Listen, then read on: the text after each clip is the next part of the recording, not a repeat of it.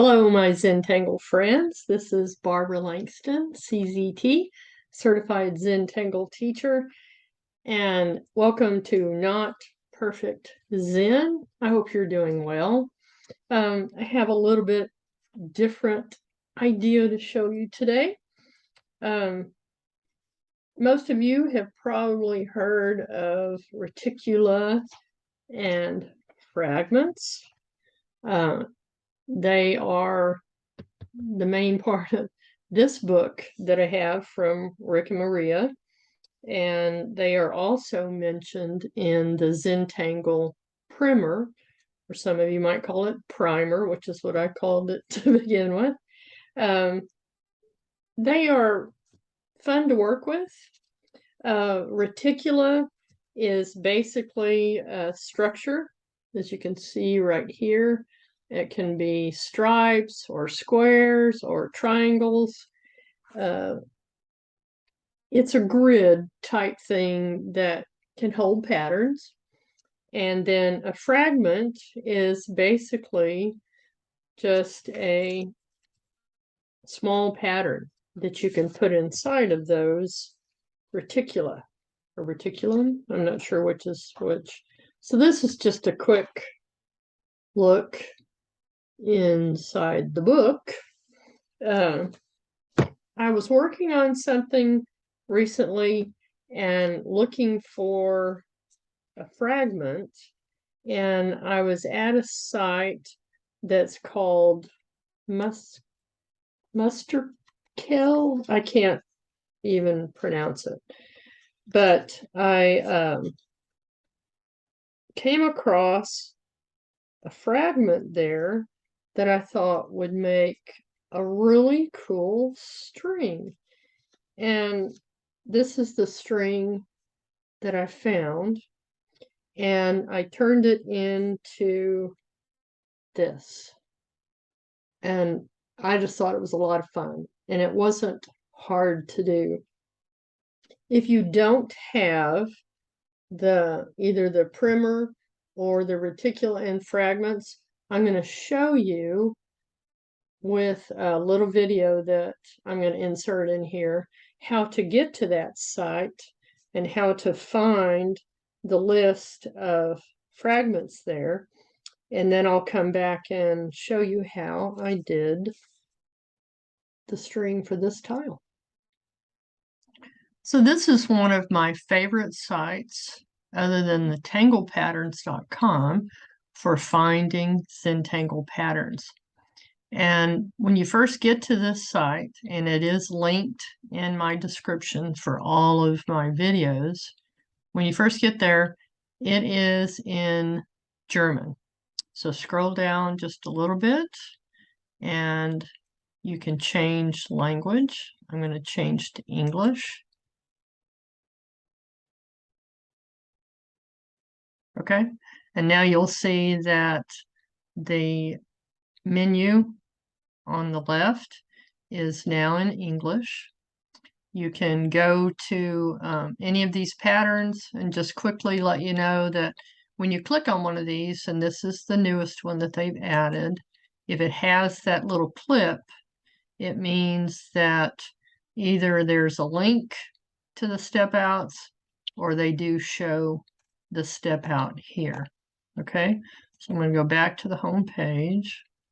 Another thing that I really like about this site is the category search.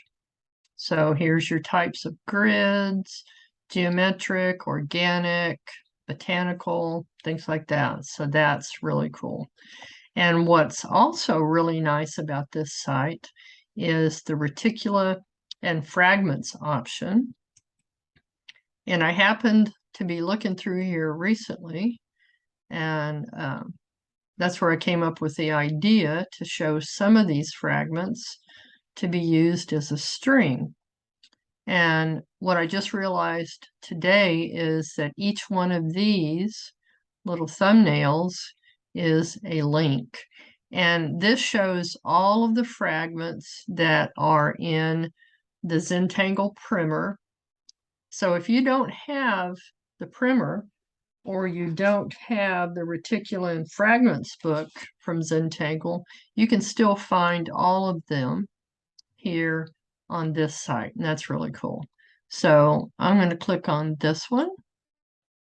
This is Fragment G6, and today I'm going to show you how to use this fragment as a string.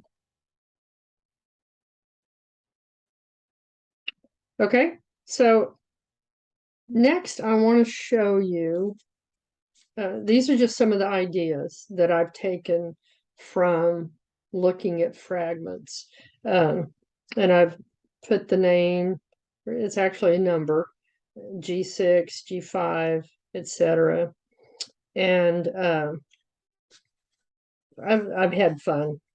And I'm sure I'm not the first person who has done this, but I want to show it to you as an idea for how to do some of your patterns. I did this one just this morning.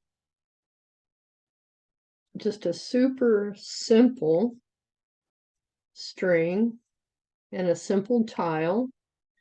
And I did bales in the center and flux on the outside. And that was my meditation for the morning. It was just very calm, very easy. I used a black pen and the brown pen, and that was it. So there's one idea.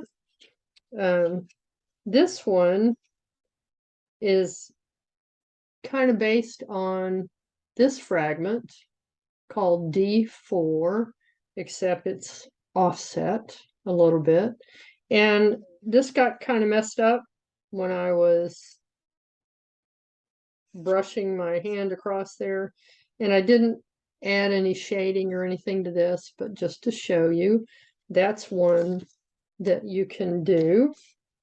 I thought this one was really cool because I like doing ribbons, and that's how this one turned out. I wasn't real thrilled with the way that my coloring turned out, which is why I don't color very often, but there's that one. And now I'm going to show you how I did this one. Now this is on a Zentangle 3.5 inch tile, but I'm going to show you on, this is a tile that I cut myself because I like to put it in my disc bound system. And if you're interested in how I do that, there is a link in the description of the video. Okay, so let's take a look at this one. I had to kind of deconstruct it to figure out how to make it work. And I started out by just putting a center circle and then bringing my lines in. So just going to kind of guess at the center. And I'm doing this in pencil. And then you can kind of get your pencil to see if you've got about the same distance. And I don't. But it's, if I bring this one, not to be a perfectionist, but because of the way this pattern is, I do want to do that in the center. Okay. And then I'm going to use just a Micron PN. So the first thing I want to do is make these little dips, whatever you want to call them, little points. And I'm just going to start in the center. Trying to keep my hand out of the way, but it's not always easy. Just bring this down, kind of to a rounded point and come back up. And this is an outline of a Zentangle 3.5-inch tile.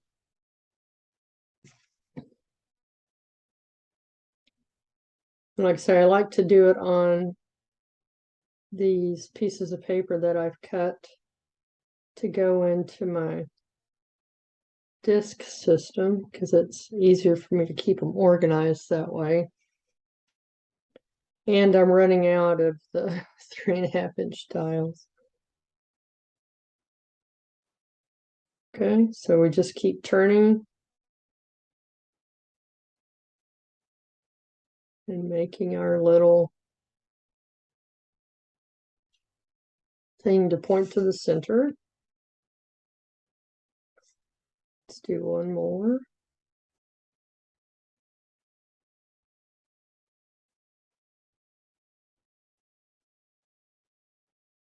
Come back up. Okay. So now we have these points coming down, and I'm not going to go over this line, but I'm going to come in just a little bit. Hold on, I think I have a little bit too much shadow on this tile. Okay. Hopefully that's better. So now I'm just going to put a circle that goes a little bit behind this.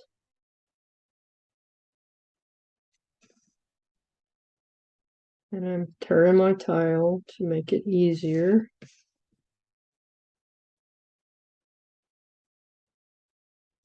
Okay. Now we're going to repeat that. We're going to R that. So now we're making that ring that goes on the edge.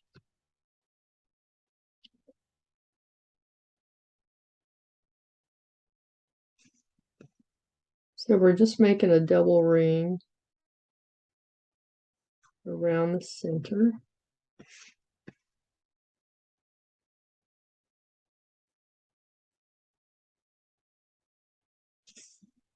Okay, so there's that part. And then they had these lines that went out to the corners. And you can make a straight line or make it curved similar to this.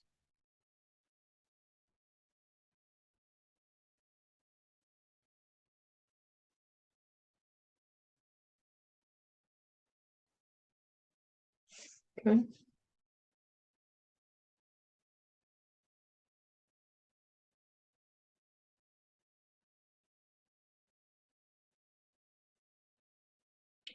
Now, if you're doing this on a Zentangle tile, you're not going to have this border, or you could even make it a little bit inside the tile.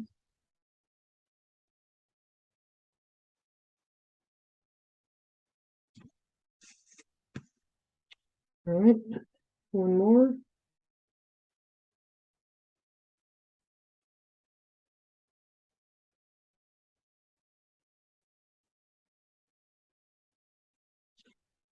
All right. So there we have it. I have my handy dandy kneaded eraser. I'm going to erase the line that I put there in the center. Excuse me. So then all I did was I put printemps inside of these. Now on this one, where I actually did do it on a 3.5-inch tile, I did the border in pencil. I'll tell you what, let's just go ahead and do that. Let me get another tile that's a Zentangle tile. So for that, I did it all, did the border in pencil.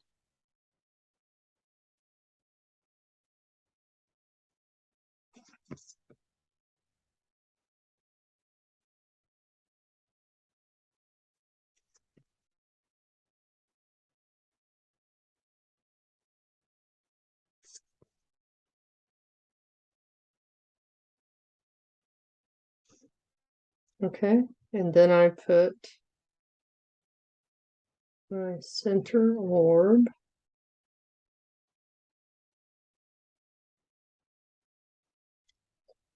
And I'm going to see if I have it kind of centered.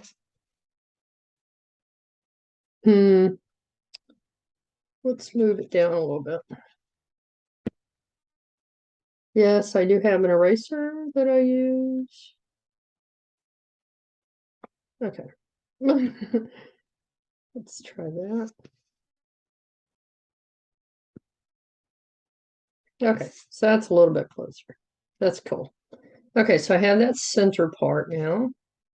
And you can make it as big or as small as you like. And I'm going to go ahead now and come back with my Micron PN and make my little dip. Let's just call it a dip. And make that on each side.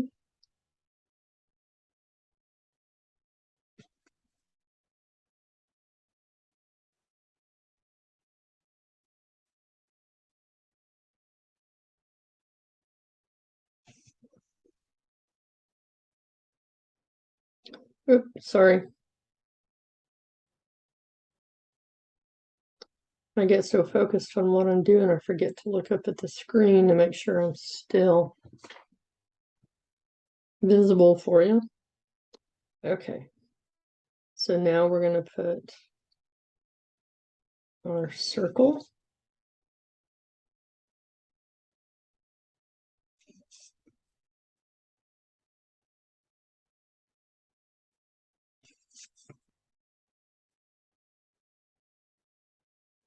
Okay. Now the outer ring of that circle.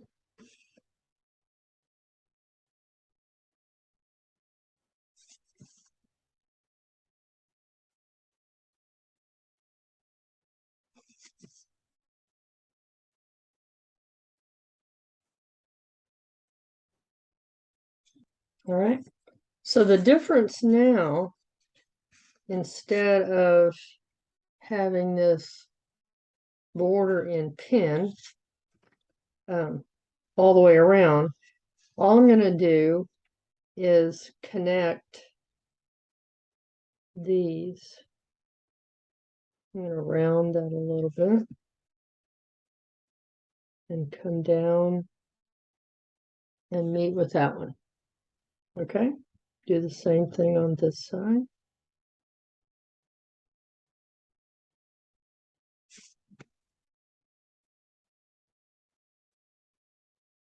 And then stop there.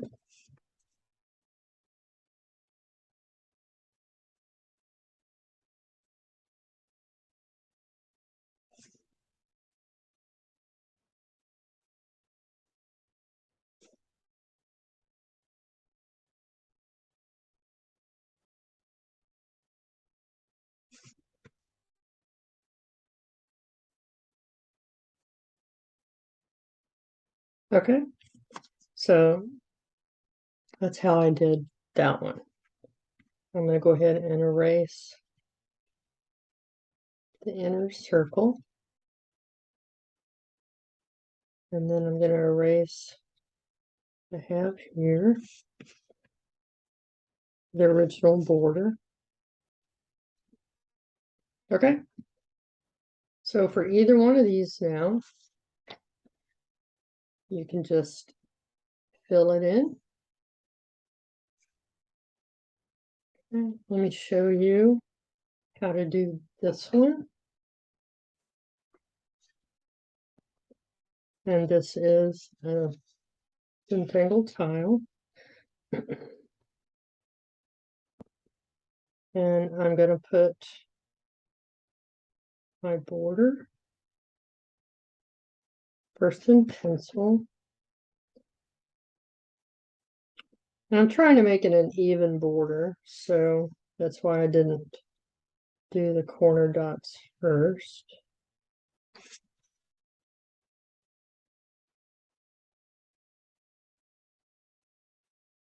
Okay. And if you like how that looks, then let's go ahead and put our ink.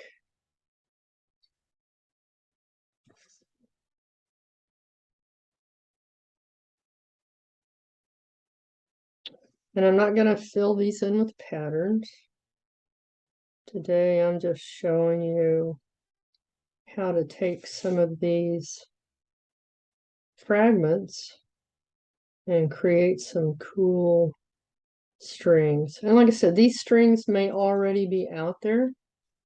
I don't know, but I really just got excited when I looked at these and thought how it would be fun to make a string out of them. Okay, so for this one, it's almost like a letter P or something. If you go look at the actual fragment in the book, you'll see. So we're just going to come out a little bit and make an arc. Trying to keep my hand out of the way. We're going to make an arc, and then we're going to come in and have it just gently come down to that point. Okay? You can make it as big or as small as you want. I'm going to try to make them all about the same. Okay.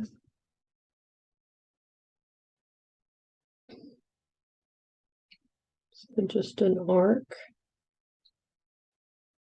Come in and meet down at that corner. And one more here. Okay, so that is fragment T7. And that's how I did this one. So this is on a 4 by 4.5 inch piece of paper that I cut. And I brought that in a little bit more on this one, on all those sides. And then I added an aura on each side. And then all I did was put veils and flux. Very simple. And I did this while listening to a podcast. It was very meditational for me, and that's the kind of thing I love to do. Again, this one is very simple. You just do that center line and then turn, come behind, and then you're going to turn and do this next one. Okay, and then turn and do these outside, and it gives you the opportunity to put several ribbons and then square patterns. I really love doing paradox, so I had fun with that one. All right, so like I said, I'm not actually going to fill in any of these right now, but now I have a couple of tiles that I can work on.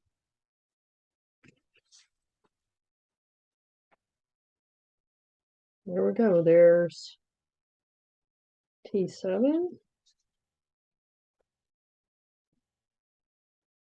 G6,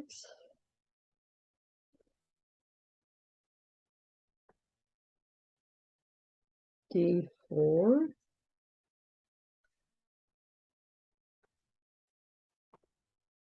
and let me show you a couple that I pulled out that I haven't shown you yet. Oops, sorry. So here's this one, F3. Here are some circular ones that you could do either on a square tile or a Zentangle. And then there's F25 and H 21. Zoom in a little bit more on this.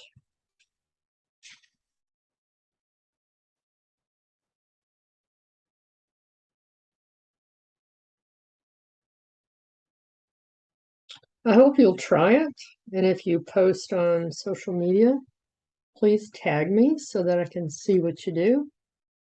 I really got excited on doing this, and like I say, keep it simple.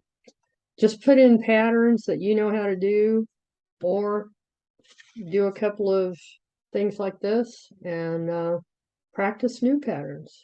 Whatever makes you happy. All right.